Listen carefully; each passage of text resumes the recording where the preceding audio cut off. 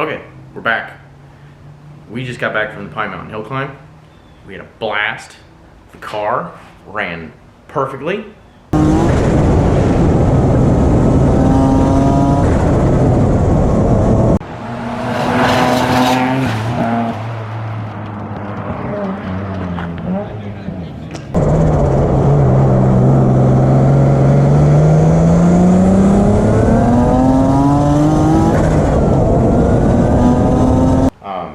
We had leaks and smoking at the top of the mountain, which was annoying. I was very frustrated, but it wasn't enough to cause a problem. We weren't getting anything on the ground, and we had a great event. We were 5th in class out of 7 that signed up and 6 that showed up, which doesn't sound good, but we did a 2-minute 4.5 time up the mountain. I couldn't find results from 2021, which is the last time we took this car there, but I think back then we did something like a 221 or 222. So that is 16-17 second improvement. So that's fantastic news. Up until the last couple runs on Sunday, we were on the podium in 3rd place. And then one of the guys that was in a BMW 2 Series just laid down a flyer. He was great, and you know, the event, couldn't say enough nice things about it. Being downtown in Pineville was cool. You know, Friday night, that big party, it just keeps getting bigger and bigger. The weather was perfect, so anybody that didn't come because they were scared of the rain, you missed out, and we just had a great time. We got Laguna Seca in less than 2 weeks, so I have to find the source of the smoking, the oil. So we crawled underneath the car and found the header wrap. This is some of it I've already cut off. You can see this bit here, how dark it is. It is completely soaked with oil, and you know, this is header wrap. It doesn't. This isn't flammable, right? So if I go down here with the part that's not soaked, nothing happens, right? Ow, except it gets hot. This part here, watch this. Oop, there we go. It's so full of oil, it burns. So this was getting hot and it was smoking. Now, stomp that out. So, you know, we had a big section of it. So the header wrap in a certain section was soaked in oil. It was at the bottom. You know, there's a piece of the downpipe that passes right underneath the transmission. And there was oil on the bottom of the motor, and I can't find out where it was coming from. So we did find some small power steering leaks that are behind the bumper here that we're going to fix, but they were minute. We ended up wrapping them in paper towels and tape just to make sure that that wasn't it. And I took the tape and the paper towels off today, and there was a little bit of fluid in there, but not enough to cause what we were dealing with. But the oil pan, the whole bottom of the car, was covered in oil, and couldn't figure it out. We've ruled out valve cover gaskets, right? The back valve cover gasket was actually leaking a little bit. We tightened that up on Saturday, and we stopped getting oil on the back of the motor. Wonderful. Front valve cover gasket, not leaking at all. Finally checked, and we had to do some feeling around. All right, we're kind of got a light in here that's really hard to see, so I'm going to try and show you as best as I can. Right here, there is a PCV vent line that comes off the front valve cover. We did notice some oil on the PCV valve here, and then this vent line, I actually just kind of followed it. I'm going to reach my hand under here and wipe it around, and I don't know if you can see that. Let's see if I can get some more.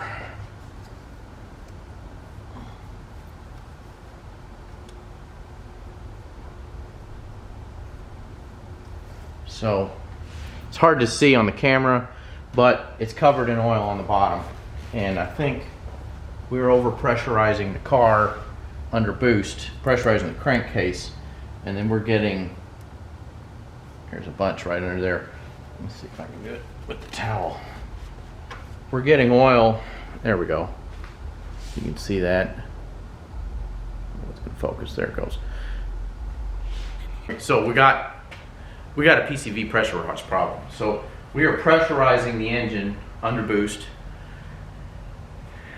and that's bad. So the only way pressure can get in, get this out of the way, is via the PCV valve. This goes through a catch can over here. Which one is it? This one of these two.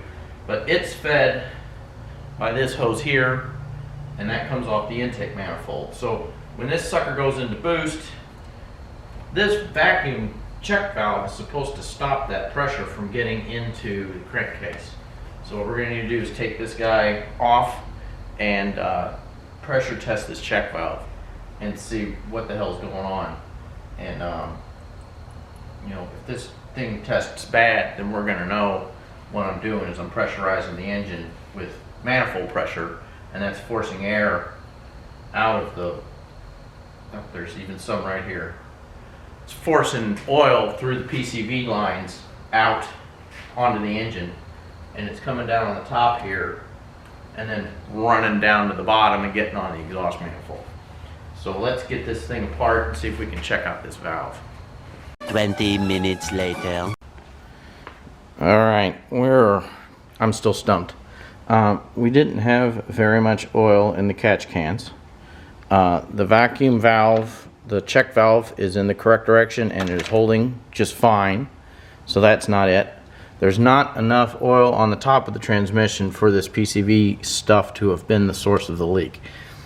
I did check the intercooler. Took the line off. I don't know if we can see in there, but there's no oil in the intercooler.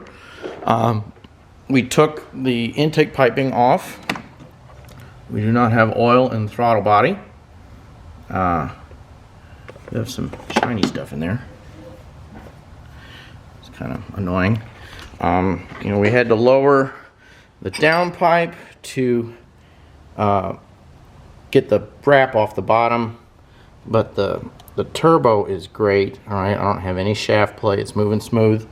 I don't have oil leaking out from underneath the air filters, so I don't have a turbo shaft blown out, which is, you know, we would have seen oil in the intercooler and all that.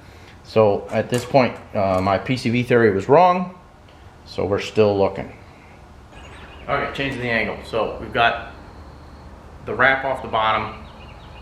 We've checked everything we checked. So valve covers not coming out there.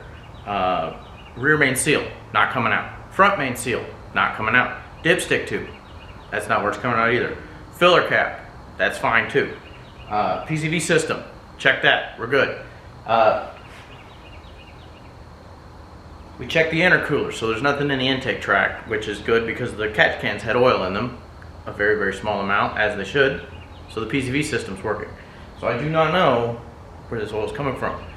What we must have is that the soaked, caked header wrap was still gonna outgas because it was full of oil. Basically, it still was flammable.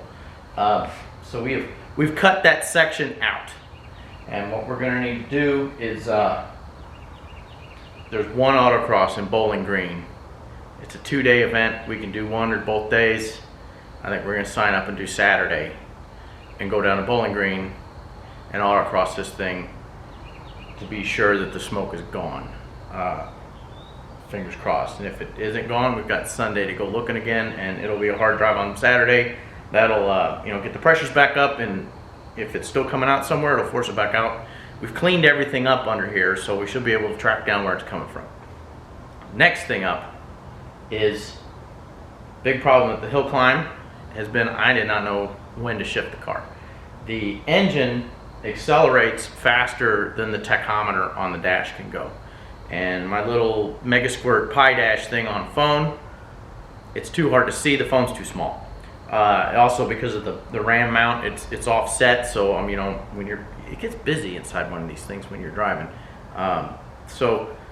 We do have a graduated LED shift light set to arrive tomorrow, and we're going to install that, and then that will allow us to basically know when to shift. It'll start ramping in kind of like a Formula 1 car. You know, 1, 2, 3 LEDs, and then it'll start blinking. That's when I need to throw the gear. So we'll do that install next.